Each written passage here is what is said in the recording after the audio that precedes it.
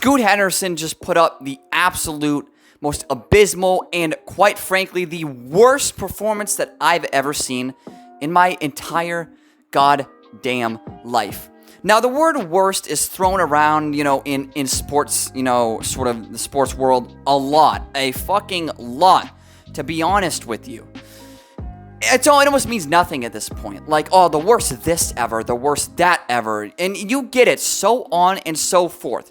But when I say that Scoot Henderson put up the worst fucking NBA basketball single game performance that I have seen on this planet that we call Earth in my 21 years of existence, I am dead fucking serious when I say this is the absolute worst game ever.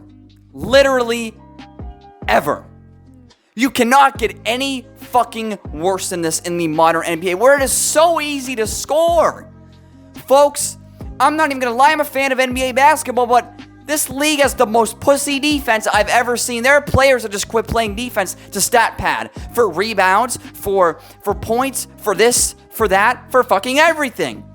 In a league like this, in the modern era of the NBA, it is super duper fucking easy to score. Scoot Henderson, let me read you off his stat line verbatim, statistic by statistic, folks. No lies. You could look it up. This is the stat line he put up in this game against the Thunder. By the way, they lost 139-77, if I didn't already fucking mention. 31 minutes, 13 points, 6 rebounds, 2 assists, and a steal. Okay, more could be more points, but whatever. But 19% from the field, 4 for 21, 1 from 9 from three-point land. 3 fouls, 3 turnovers, a true shooting percentage of 27.5. Just the most historically shit performance maybe in the history of NBA basketball. I can't believe I'm saying that. Now, if anybody... honestly, anybody watched his game film on the G League Ignite, I was actually, fairly high on him because he had really, good slashing ability. He could get to the rim. He's super duper athletic. He is a raw athletic guard that could be like a Russell Westbrook, John Wall type of point guard in this league. But now I'm like, why'd I ever think that? He had that ceiling of a John Wall or like a Russell Westbrook. Even though Westbrook is a flawed player inherently, on his own. And so was Wall in certain cases, to be honest with you. He was never the best jump shooter in the world. But how the fuck was anyone, including myself, convinced this guy would be anything good in this league? I don't care if you're a rookie. I don't care if you're a Joe Schmo who just got called up off the street to play for the shittiest team in the league. 4 of 21 is never, ever acceptable. Especially in this day and age of the modern NBA. There's no way that is acceptable. You can't even make an excuse. Oh, well, his team sucked. He sucked. He shot his team out the fucking game. He was horrendous this game. Absolutely atrocious. A dismal performance. The likes of which we will maybe never see ever again in the history of basketball, folks.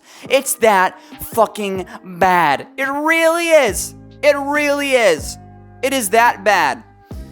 He shot his team out of the game, and they wasn't even close. Like, they lost by 60 points. That's how bad the game was. They lost by 60 fucking points. But anyways, back to what I was saying before I went on a fucking tangent again. A rambling madman I am. Jesus Christ.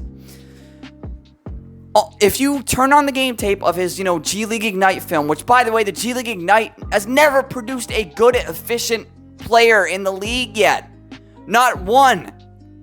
That's basically like a scam, basically. Like, oh, you get to play G League trash who, like, were average in college or did really good against shit schools in college and, don't have NBA level, skill sets that translate to National Basketball Association. You get to play these shit players that are 27, 28, who never made the league to begin with in the first place. So it's like you're playing in college. It's like you're playing in college, but at least in college, you're playing for something. You're striving for a goal. You want to win the national championship. You want to win the NCAA March Madness tournament. But, Scoot Henderson went that route. He went to the scam instead of going to college and, looking dominant for a year. I really feel like Scoot Henderson, deep down in his mind, thought he was going to get exposed in college. And was like, fuck it, let me just play plumbers and firemen in fucking G League, for the G League Ignite team. So he did that. And he put up some pretty mediocre, to be honest, numbers. He shot like 42%. He shot from three. Oh my God, he shot like 20-something% from three, which is embarrassing for a guard in the modern era. You can't shoot 20-something%. That's fucking humiliating. It really is, folks. There's no excuse for that. You can't make up a lie and say like, oh, well, he just got unlucky. No, he's just shit at shooting. He has the jumper of Ben Simmons in the height of Smush Parker. I mean, just unreal. The guy is not a shooter. This guy will never develop a jump shot because the way he plays, he's the worst playmaker I've seen in my life. Like, honestly, he can't make a play for himself. He can't make a play for his team. He can't make a fucking play for anybody.